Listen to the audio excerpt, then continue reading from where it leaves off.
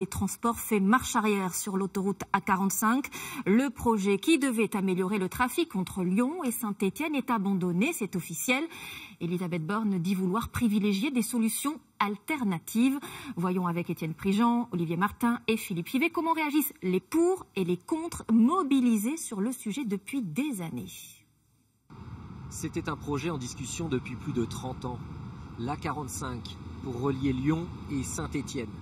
45 km d'autoroute pour soulager cet autre axe. L'A47 saturé par un trafic chaque année plus important. Après l'officialisation de l'abandon du projet, les usagers sont partagés. Tous les jours je reprends cette route, mais tous les jours c'est la galère, le bouchonnement. Ça va continuer à saturer cette vallée qui aujourd'hui est déjà bien assez compliqué de pouvoir y rouler dessus. Il y a un accident une fois par semaine. Moi quand je vais tous les jours à Lyon, je suis bloqué à Givors. J'aurais aimé qu'on trouve une autre solution, mais pas cette A45 de cette manière-là.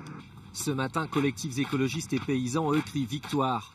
En 2017, avec 140 tracteurs, ils avaient mené une campagne pour protester contre l'impact d'un chantier qui alors devait concerner 500 hectares de terres agricoles. En première ligne, cet agriculteur. Elle passait un peu plus haut dans nos terrains, elle coupait ces terres en deux. Jérôme Guinan, aujourd'hui soulagé par l'abandon de l'A45. 15 hectares impactés, avec une autoroute qui séparait toute notre parcellaire en deux. Donc très problématique. Et je pense qu'on aurait dû arrêter la ferme parce qu'on ne se voyait pas faire notre métier au milieu d'une autoroute.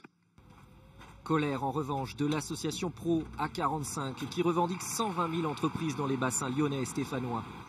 Selon Sylvain Chazot, transporteur routier, l'axe existant constitue même un handicap pour son activité.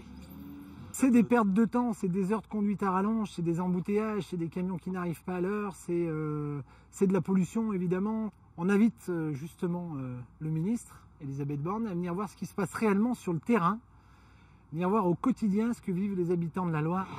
De son côté, l'État maintient son engagement des 400 millions d'euros initialement prévus pour le chantier de l'A45, afin d'améliorer les axes routiers existants et renforcer le ferroviaire. En bref.